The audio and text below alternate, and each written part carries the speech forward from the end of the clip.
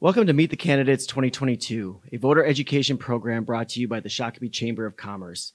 My name is Tim Zunker, and I'm the president with the Shakopee Chamber and Visitors Bureau. Our hope is that these candidate interviews and profiles will help you, the voter, understand your choices when it comes to the 2022 elections. We ask voters to arm themselves with information necessary to make educated choices and to make casting your vote a priority. Please visit the Shakopee Chamber website at shakopee.org to find more information about the upcoming election. At this time, I'd like to introduce Brendan Van Alstyne, who is running for Minnesota State Representative District 54B. Brendan, thank you for joining us today. Tell us a little bit about yourself and why you're running. Thank you. Well, I am a 23-year-old union mechanic. I work at a dairy factory, and I've kind of always been interested in politics.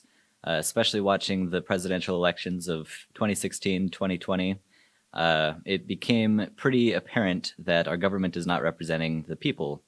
And it is my desire to get involved in such a way that I can figure out how to remedy the structural foundational problems that prevent the people's will from being carried out. And I have definitely learned a lot by running. I am very happy for this opportunity and grateful that the people of Prior Lake and Jordan and Shakopee and all the other smaller areas that I'm kind of representing have given me this opportunity.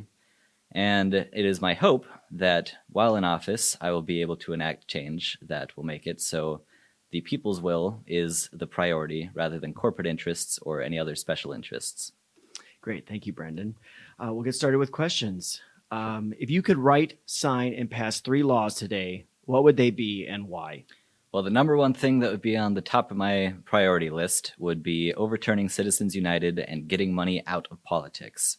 That is practically the slogan of my campaign. The way that our campaign finance laws works prevents normal people from having a real influence on who gets elected. We have our votes, but at the end of the day, it seems more and more that the campaigns that are able to spend the most money are the ones that win. And most of the money these days comes from super PACs, special interests, lobbyists, that kind of thing. So changing that would be the most important thing we can do to make sure that the people's will starts being represented. The second thing that I would love to see happen, probably won't in this term, but down the road, I would love to see direct democracy initiatives. I don't believe that any given representative has the power to represent people better than the people can represent themselves. And giving people their power back is the best way to make sure our government actually works for the people. So if we have initiatives where individuals are able to vote on the policies that they themselves believe in, then that'll go a long way towards making sure that our government functions as it is supposed to. And my final policy that I'd love to see happen would be universal basic needs. If our government made sure that people had guaranteed access to the needs that they have, like housing, transportation, food, education, healthcare, these are the basic foundation blocks of, the economic opportunity that people have. And without these, people aren't able to advance in life in the way that they want to. And in my opinion, that's kind of what America's all about. It's the land of opportunity. So we need to make sure that people have what they need to be able to secure their opportunity. Great. Thank you, Brendan. Coming out of the pandemic, businesses are being affected by issues including workforce shortages. What policies would you support in the next legislative session to help alleviate this issue? Well, I have a great deal of sympathy for small businesses, not quite so much for big businesses. I think that one of the biggest things we could do is to crack down on the anti-competitive practices of big businesses like Amazon, Starbucks, these unionization efforts where they try to, in my opinion, illegally, they're able to skirt around the law, but I think it's illegal what they're doing to try to prevent these unionization efforts. So if we crack down on that more, provide people with better economic opportunities, by possibly raising the minimum wage or offering subsidies to small businesses to make sure that they can compete with these bigger businesses, then I think that people will be a lot more inclined to re-enter the workforce. Because if our jobs aren't paying enough to make it worth it, then of course nobody's going to want to work. We got to make sure that the jobs are actually jobs worth having. And I think that the way to do that is by pushing unions, increasing wages, making sure benefits are good, bringing us back up to the standard of living that we've enjoyed for the past few decades, but that has been slowly eroded over the past however many years. Great. Thank you, Brendan. According to the Office of Minnesota Budget and Management, the general fund budgetary balance for fiscal year 2022-2023 is projected to be over $7 billion. In fiscal year 2024-2025, it is projected to be over $12 billion. What policies would you propose or support in the next legislative session considering these budget surplus projections? Well, I definitely think that if we're planning on spending that money rather than giving it back to the people, and personally I am in favor of distributing it to those who are most in need, those at the bottom of the tax bracket who would benefit most from receiving some checks. But to spend that money wisely, we need to invest in economic opportunities. That's kind of the name of the game, isn't it? If we invest in trade schools like what I went to that enable people to go get jobs that pay a decent wage and that don't cost quite so much as the traditional four-year colleges, so they're not trapped in debt. And if you invest in things like transportation infrastructure, public transit, healthcare, even K through 12 education, then we will see great returns on that money that's being spent, and it'll boost our economy, it'll boost the opportunities that individuals have, and I think is the best way that we can use that money. Great. Thank you, Brendan. According to the Minnesota Bureau of Criminal Apprehension, there were roughly 395 violent crimes for every 100,000 residents in 2021 in the 7-county metro region, which is a 24% increase over 2020 levels. What are the best solutions to lower the crime rate, not only in the 7-county metro area, but throughout Minnesota? Sure. Well, violent crime, I think, is kind of the pinnacle of the whole crime issue. I think that the way that we're handling crime in this country and in this state is much worse than other models that we can see throughout Europe and the rest of the Western world. I think that the first thing we would need to do is to fully legalize marijuana, because we are currently wasting tremendous amounts of police and law enforcement resources going after something that doesn't matter at the end of the day. And if we do that, then we can redirect those resources to going after the crimes that actually do matter. And the second thing that I think would be extremely important is community policing. I think that if any policies that we enact aren't going to be successful without trust between communities and the police forces within those communities. And the best way to do that is bringing the police, local leaders, community members, business leaders, all these people together to find the root causes of these problems and to solve them at a community level rather than just going out there with squad cars only ever responding to crimes after they've happened. So, yeah, I think that's all I have to say about that. Great. Thank you, Brendan. What would your plan be to help with healthcare costs for businesses and families?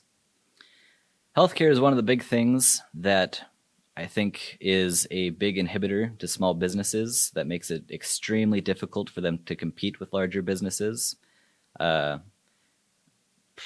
brother is a small business owner, and if he can't provide a healthcare package to his employees, then how is he supposed to find anyone who relies on healthcare? And I think that at this point in time, we have seen that the universal healthcare models in countries all around the world are hugely successful and provide healthcare at much lower costs than what we have here in the United States.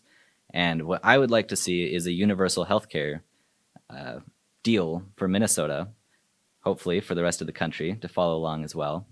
But if we are able to provide healthcare for all of our citizens outside of the insurance companies whose only job is to say, no, you can't get the healthcare you need, and to extract money from those who are trying to make sure that their lives are increasing in quality, and to the employers that are providing jobs for people, then that's something that employers don't have to worry nearly as much about. It's something that small businesses don't have to worry about whether or not they can compete with these multi-billion-dollar businesses in providing healthcare. And it solves all of the problems with our healthcare system the way that it currently is. Great. Thank you, Brendan. And do you support passage of sports betting in Minnesota? And if so, what would be the best way to implement? I do support the passage of sports betting. I don't think that the government really has the right to moralize and to say what is wrong or what is right when it comes to non-harmful things like gambling. The way that we currently handle gambling in this country and in this state is by giving the native tribes the land and the ability to control the casinos as a form of reparation for the fact that it was us who came and took the land and kicked them off of it. And I have a great deal of respect for the native tribes. And what I would want to see is the continuation of that practice, where if we have any sports betting, then we make sure that it is them who benefit from it most. So if you want to do that through the casinos specifically, or if we want to decentralize it and give them access to internet resources that'll enable them to do sports betting, I think those are good options to explore. Great. Thank you, Brendan. Now, if you'd like to give your closing statement and message to the voters. Sure. Well, fundamentally, I think that the problem in this country is that the government does not represent the people. And for the most part, it is corporate interests, special interests, lobbyists who fund the campaigns of candidates and get them elected, that their interests are the only ones that are listened to. And we can see that play out at the state level, federal level, all throughout the country. So that is a extremely difficult problem to overcome. And very rarely are there candidates that actually care about overcoming that problem. Obviously, that's something that is near and dear to my heart. And I think that if we want to solve that, then traditional electoral politics are not the way.